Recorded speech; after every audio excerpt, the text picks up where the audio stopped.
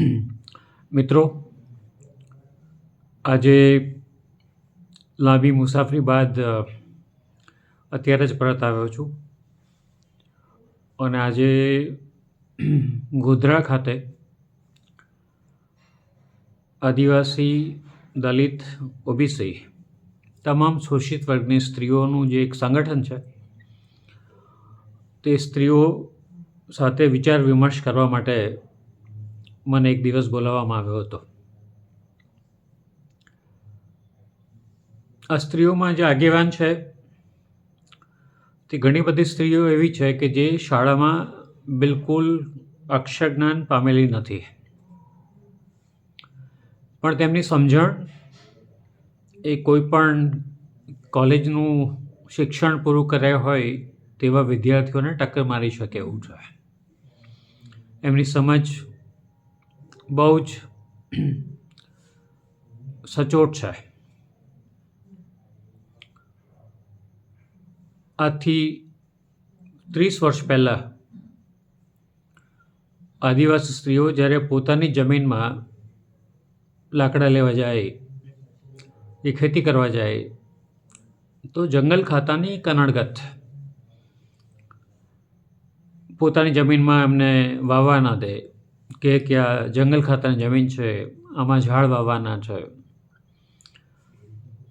એ જે forest guards છે તે પણ આદિવાસી, સ્ત્રીઓ પણ આદિવાસી. જ્યાં સુધી સમજાવીને એમની જમીનમાંથી કાઢી મૂકવાનો સવાલ હોય ત્યાં સુધી સમજ્યા, પણ એમને એટલો બધો માર મારવામાં આવે કે એમનો હાથ ભાંગી જાય. એટલે જ્યારે 2 સ્ત્રીઓનો હાથ ભાંગી ગયો, ફ્રેક્ચર થઈ ગયું, તો પછી સ્ત્રીઓને સવાલ ઊભો થયો કે પોતાની જમીનમાં પોતે જ ગુલામ, અને ફરિયાદ કરવાથી કોઈ સાંભળે પણ નહીં 15 દિવસ સુધી. એટલે આ સ્ત્રીઓએ મોરચો માંડ્યો જંગલ ખાતાની ઓફિસ સામે. રેન્જ ફોરેસ્ટ ઓફિસર કહે કે એ બહાર છે, કોઈ ગામમાં દીપડો લોકોને સતાઈ રહ્યો છે એટલે ત્યાં પાંજરા મૂક્યા છે એટલે આવવાનું નક્કી નથી. બાકીની ઓફિસના કર્મચારીઓ કંઈ ધ્યાન આપે નહીં. સ્ત્રીઓ પણ નક્કી કર્યું કે આજે આ પાર કે પેલે પાર. પોલીસ આવી ગઈ તરત જ, કદાચ જંગલ ખાતાની સૂચનાને કારણે. અને પોલીસે જ્યારે સ્ત્રીઓને વારવાની કોશિશ કરી તો એમાંની એક સ્ત્રીએ પોલીસની લાકડી લઈને ભાગીને 2 ટુકડા કરી નાખ્યા. કહ્યું કે અમારે તમારી સામે ઝઘડો નથી, અમને ન્યાય મળે એટલા માટે અહીંયા આવેલા છે. અમારે જાણવું છે કે એ વ્યક્તિ કોણ છે અને એ અમારી સામે રજૂ કરવામાં આવે. સ્ત્રીઓએ કહ્યું કે જ્યાં સુધી એ થશે નહીં ત્યાં સુધી એ ઓફિસ છોડશે નહીં. સવારથી જમ્યા વગર, પાણી વગર સ્ત્રીઓ ત્યાં ઊભી છે, 300 જેટલી સ્ત્રીઓ. અને સ્ત્રીઓએ નક્કી કર્યું કે જો પોતાને અંદર નહીં જવા દે ઓફિસમાં તો એ કોઈને ઓફિસની બહાર નહીં નીકળવા દે. રાતનો સમય થયો છે. પોલીસને પણ ખબર પડી કે હવે આ સ્ત્રીઓ માને એમ નથી, કારણ કે એમણે ગરબા ગાવાના શરૂ કર્યા, નાચવાનું શરૂ કર્યું, સૂત્રોચ્ચાર શરૂ કર્યો. એટલે મોડી રાત્રે રેન્જ ફોરેસ્ટ ઓફિસર ત્યાં આવ્યો. જોયું આટલો બધો ગુસ્સો છે, સમજાવટ કામે ના લાગી, એટલે છેલ્લે જે ગાર્ડ છે એને રજૂ કરવામાં આવ્યો કે જેણે પેલી 2 સ્ત્રીઓના હાથ ભાંગી નાખ્યા હતા. સ્ત્રીઓએ કહ્યું કે એની સામે ફરિયાદ તો થશે ત્યારે થશે, પણ અત્યારે એણે માફી માંગવી જોઈએ. એટલે એને કાન પટ્યા પકડાવીને 30 જેટલી ઉઠક બેઠક કરાવવામાં આવી. ત્યારે સ્ત્રીઓનો ગુસ્સો શાંત પડ્યો અને મોડી રાત્રે તે ઘરે પાછી ફરી. આવું જ એક બીજી સ્ત્રીનો પણ એ પ્રશ્ન હતો કે પહેલી વાર જુવાન છોકરી છે, આરોગ્યનું સર્વે કરવા જાય છે, શું સ્ત્રીઓને શું સમજ છે આરોગ્યની.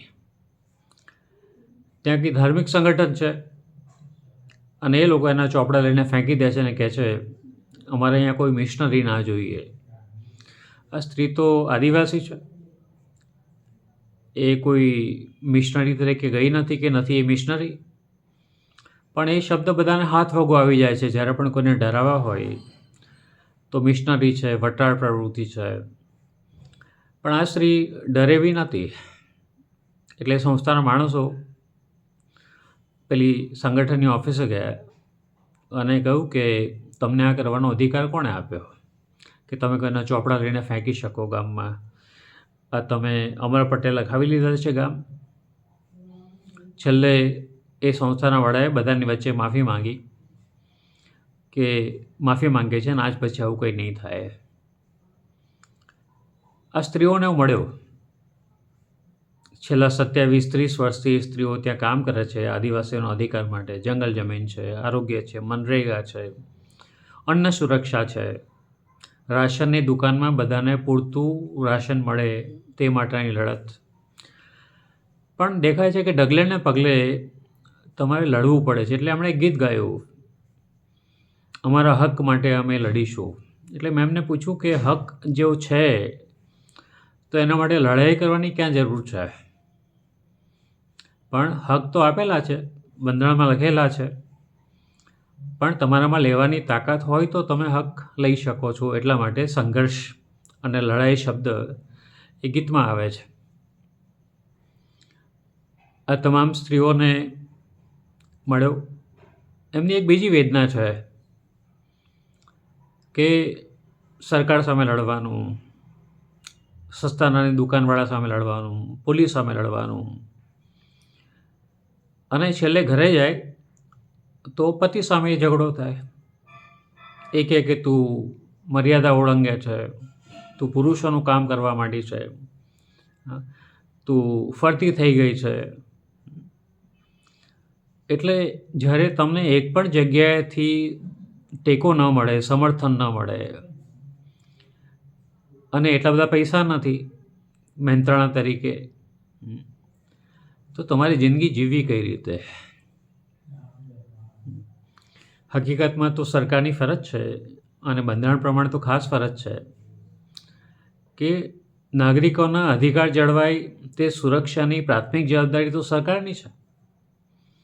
અને કોઈ નાગરિક આ કામ કરે છે તો સરકારનો તો એક જ ભાગ એમાં છે કે એને મદદ કરવી. પણ ઉપરાંત આ બધામાં એ કરવાના બહાને, એ કરવાના બદલે તો થાય છે એવું કે સ્ત્રીઓ પોતે જાણે ગુનેગાર બની જાય છે. આજે એ સ્ત્રીઓની સમસ્યા બીજી છે. 30 વર્ષના સંઘર્ષ કર્યા બાદ એક સરસ વાતાવરણ ઊભું કર્યું છે. નવી પેઢીને એમાં કઈ રીતે પલોટવી? કારણ કે એ જે ભણ્યા છે, શાળામાં ભણ્યા છે, ત્યાં અધિકાર શબ્દ નથી આવતો. ત્યાં જનજાગૃતિ, નાગરિક સંગઠન એવા બધા શબ્દો આવતા નથી. એ કક છે, વાંચવાનું ને લખવાનું ને ગણવાનું દાખલો, એનાથી વિશેષ કંઈ નથી. એટલે સમજાય છે એમની વાતો પરથી, વધારે મને સમજાય છે કે આપણે કહીએ છીએ કે લોકો તૈયાર થવા જોઈએ પોતાના અધિકારો માટે, અધિકારોની સુરક્ષા માટે. પણ ગરીબ લોકો જ્યારે પોતાના અધિકારોની સુરક્ષા માટે ઊભા થાય ત્યારે એમના હાલ શું થાય છે તે તો જ ખબર પડે જ્યારે આવી સ્ત્રીઓને રૂબરૂમાં મોડામોડ એમની વાતો સાંભળીએ. મને લાગ્યું કે મારો તાજો અનુભવ છે એટલે તમારી સાથે હું વહેંચું. મને સાંભળ્યો એ બદલ જય ભીમ.